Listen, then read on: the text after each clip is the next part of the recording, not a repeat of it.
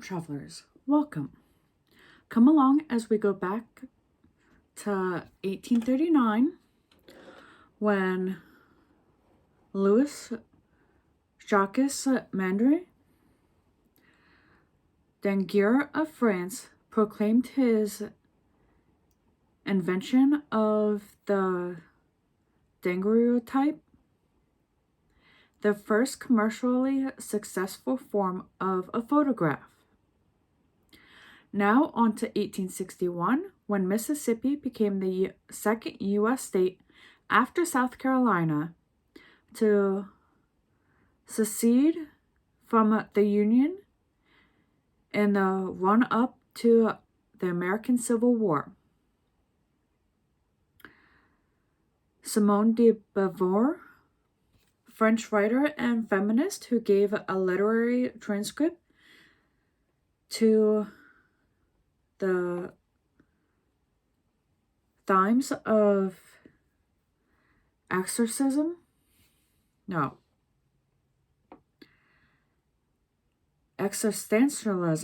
was born in Paris in 1908. In 1934, American professional Grissom football quarterback Bart Starr, who led the Green Bay Packers to victory in the first two Super Bowls in 1967 and 1968, was born. 1941 brought us the birth of American folk singer and political activist John Baez, who was the forefront of the 1960s folk music revival in Staten Island, New York. Now on to 1946, when King George VI, in a welcoming address to the United Nations delegates, urged them to place service to the whole community of nations above national interests.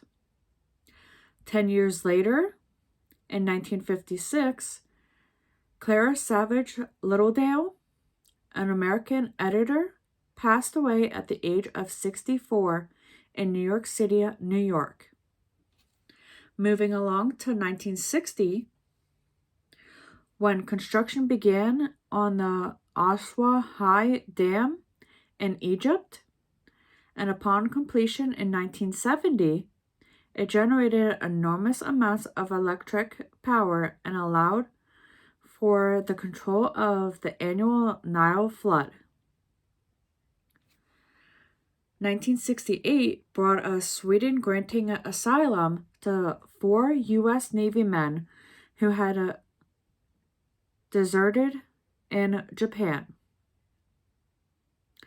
Moving forward in the timeline to 1981, Francisco Pinto Balsamo, who 18 days earlier had been designated Premier by President of Portugal, was formally sworn in.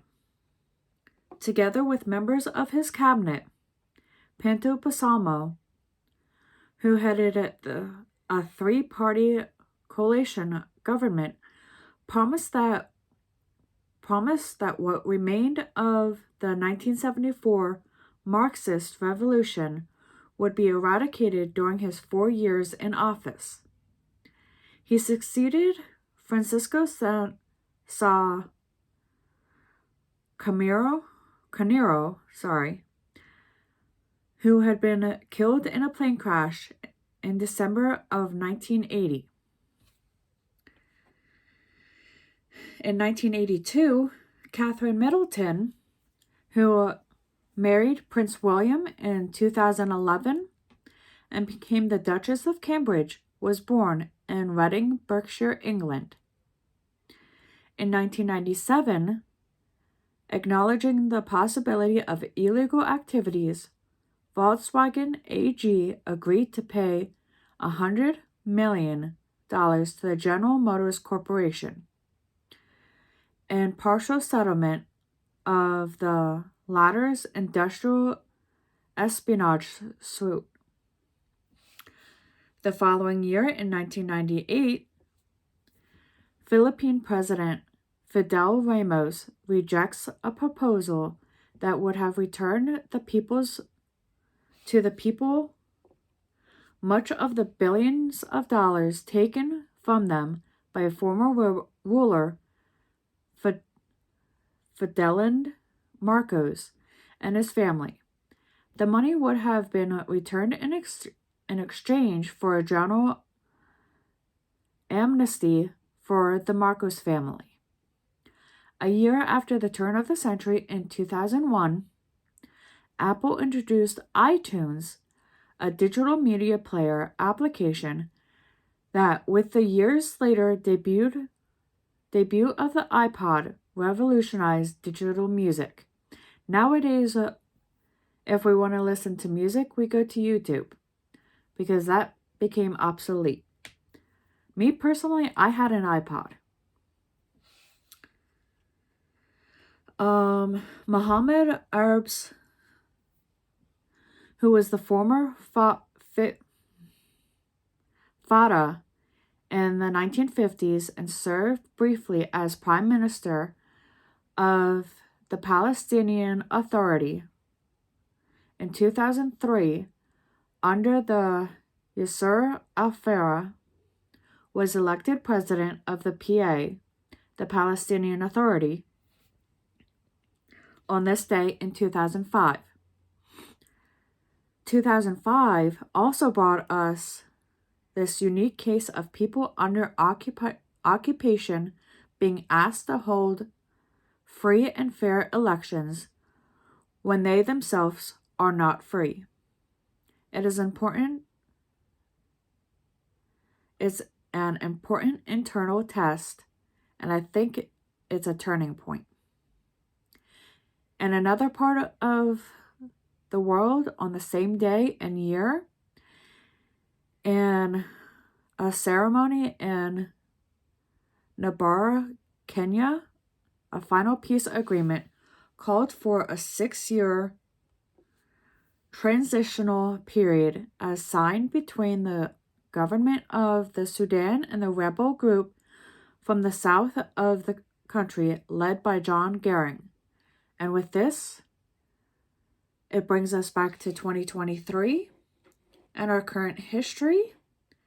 And I'm also going to be trying to combine both this day in history and word of the day. So, with that being said, today's word is ominous. Something described as ominous hints or suggests that something bad is coming or is going to happen.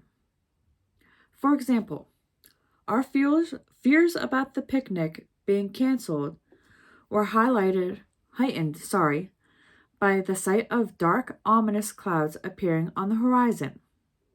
Another example is the trailer opens with ominous signs of seismograph activity, picking up as the desert sands start to shift and a giant ape hand bursts out below. For most of human civilization, we believe that life would only exist in the surface of our planet. Andrew says in a voiceover, "What else were we wrong about?" Which is quoted by Jennifer Ouellette of the artstechno.com on December 4th, 2023. Did you know?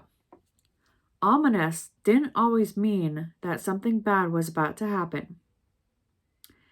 If you look closely, you can see the omen and ominous, which gave the original meaning of being a sign of events to come, whether good or bad.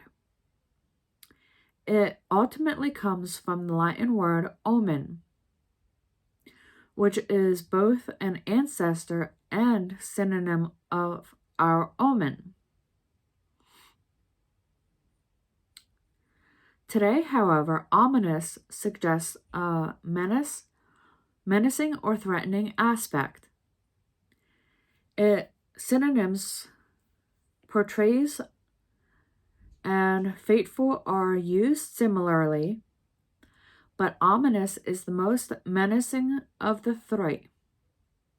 It implies that an alarming quality that foreshadows evil or disaster. So, when something wicked this way comes, count on ominous to deliver the news aforehand. And with that, I'll see you guys tomorrow.